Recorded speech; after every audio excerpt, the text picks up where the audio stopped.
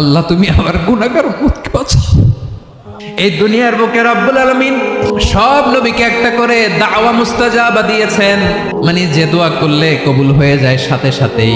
দুনিয়ার সব নবীরা ওই দোয়াটা দুনিয়ায় করে ফেলেছে। বিশ্বনবী বলবেন, আল্লাহ ওই স্পেশাল দোয়াটা দুনিয়াতে করি নাই, আজকে আমি তোমার দরবারে দাঁড়িয়ে কিয়ামতের দিন ওই দোয়াটা করছি। আল্লাহ আমার যে উম্মতের হৃদয়ে যাররা পরিমাণ ঈমান আছে, আমার একটা উম্মতকেও তুমি জাহান্নামে ঢুকাতে পারবা না।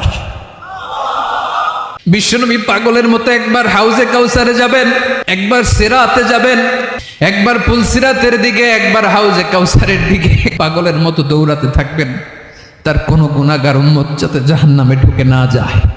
উম্মতি বিশ্বনবী আমার জন্য কাঁদবেন, আপনার জন্য কাঁদবেন, আমাদের জন্য সেদিন কেঁদে কেঁদে জাহান্নামের দরজায় দাঁড়িয়ে আমাদেরকে টেনে টেনে জান্নাতে ঢুকাবেন।